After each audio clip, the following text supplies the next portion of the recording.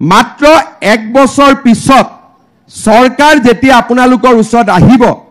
আপোনালোকে দেখুৱাব লাগিব যে এই 10,000 টকা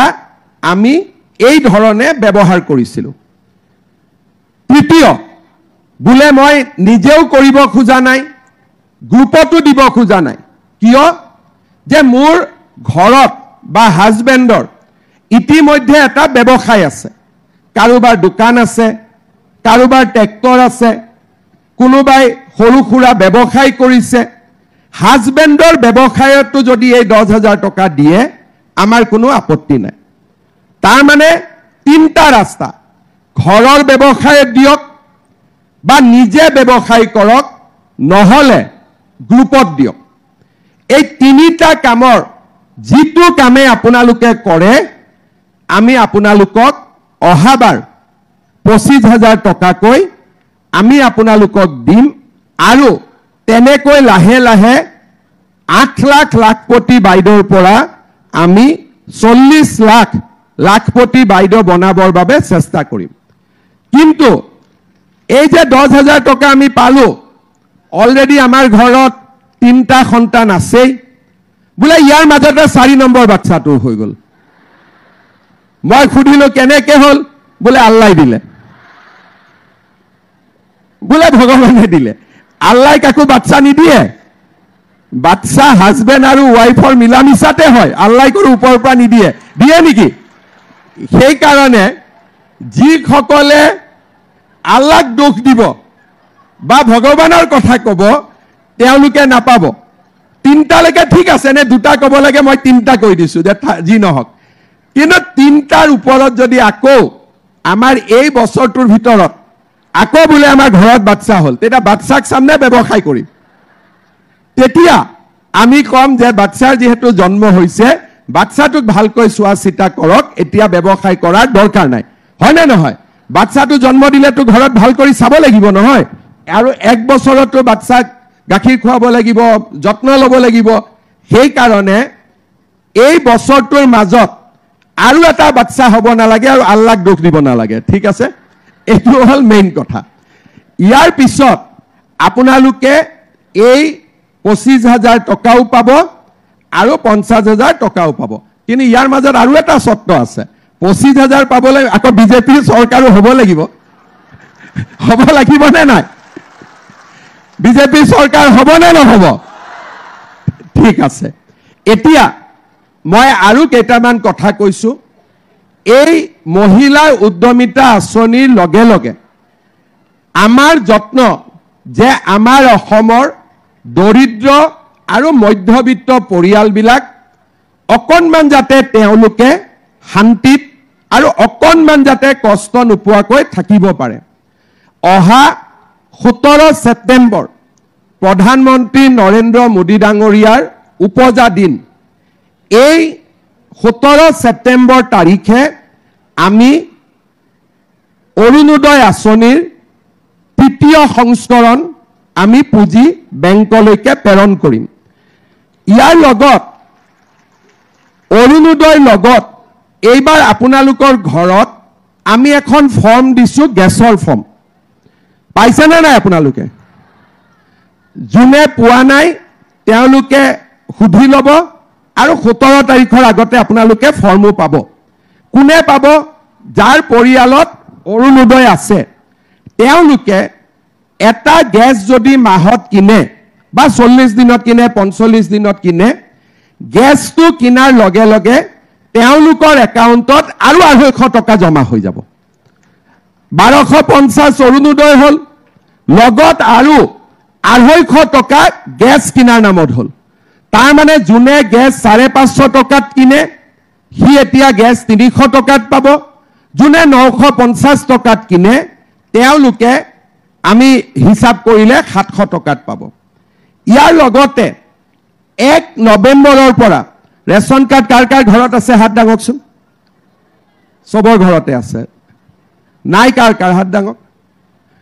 যিখিনি নাই তেওঁলোকে বুথ কমিটিক আমাৰ যোগাযোগ কৰিব আমাৰ ৰেশন কাৰ্ড আছে আমি আপোনালোকক দিয়াৰ ব্যৱস্থা কৰি দিম ঠিক আছে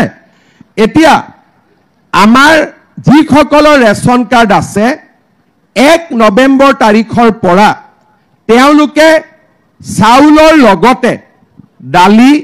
নিমখ আৰু চেনিও চৰকাৰৰ পৰা কম দামত লাভ কৰিব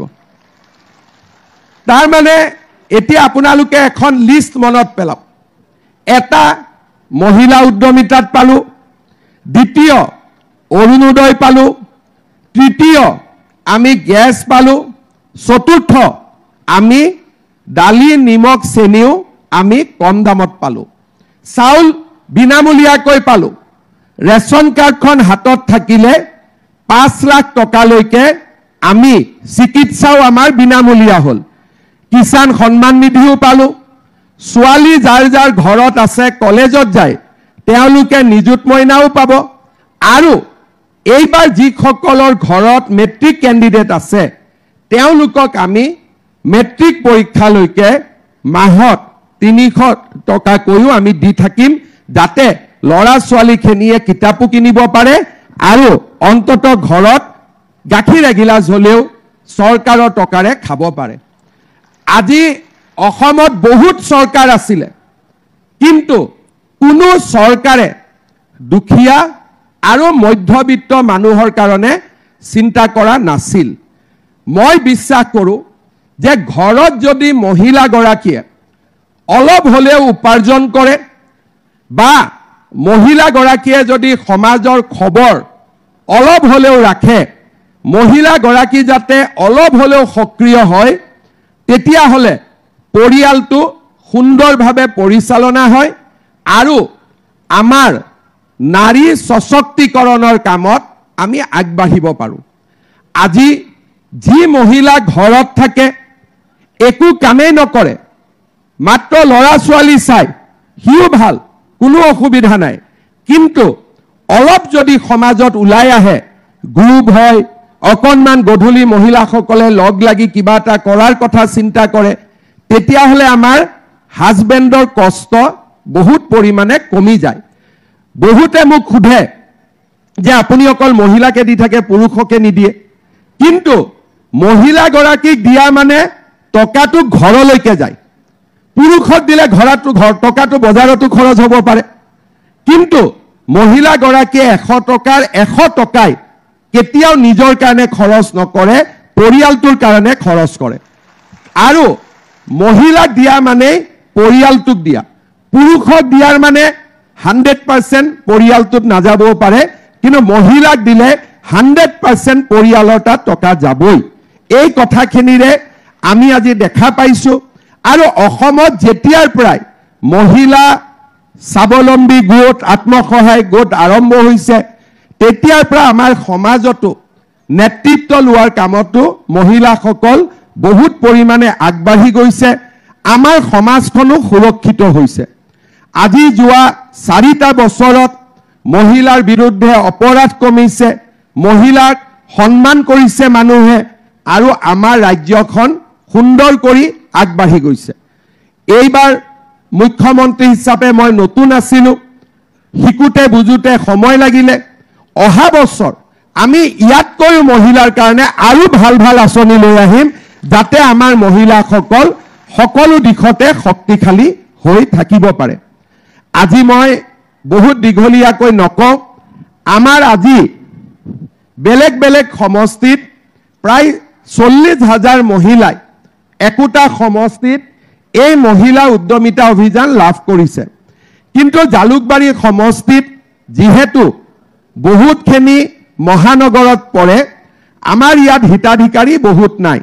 আজি আমাৰ উত্তৰ গুৱাহাটী টাউন কমিটিৰ পৰা আহিছে আৰু ৰামচৰণী মৌজা বা আমাৰ এই 5খন পঞ্চায়তৰ আইমাতৃসকল ইয়াত আছে 12,000 মহিলাই আমাৰ জালুকবাৰী সমষ্টিত উপকৃত হৈছে আজি 7,000 মহিলা ইয়াত আছে পাণ্ডু মালিগাঁও আমি বাকি মহানগৰৰ খিনিক বেলেগ এখন মিটিং কৰি আমি তেওঁলোককো মাতি এদিন এই পুঁজি বিতৰণ কৰি দিম এতিয়া এই পুঁজি লবৰ কাৰণে আপোনালোক যদি সব কাউন্টাৰত থিয় হয় ৰাতিলৈকেও আপোনালোকে চেকখন নাপাব কিন্তু সোনকালে ঘৰত যাব লাগে সেই কাৰণে আমি ইয়াতে চেকখিনি ভিও আৰু এএলএফৰ হাতত আমি ইয়াত দি দিম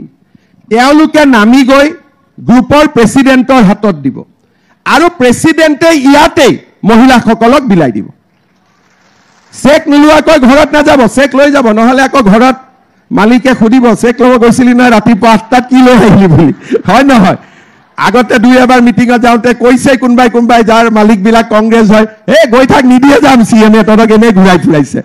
যি বিজেপি হয় মোৰ ওপৰত ভৰসা আছে কিন্তু কংগ্ৰেছীবিলাকেতো কৈ আছিলে নিদিয়ে বুলি হয় নে নহয় গতিকে আজি আপোনালোকে যাৰ হাজবেণ্ডবিলাক কংগ্ৰেছ তেওঁলোকক গৈ ক'ব যে চিএমে যি কয় তাকে কৰি দেখুৱাই আজিৰ পৰা তহঁতিও বাবা বিজেপি হৈ যা ঘৰত কাৰ কথা চলে আপোনালোকৰ কথা চলে নে ঘৰত মালিকৰ কথা চলে হা মহিলাৰ কথা চলিব লাগে মোৰ ঘৰতো মহিলাৰ কথা চলে বাহিৰত মোৰ কথা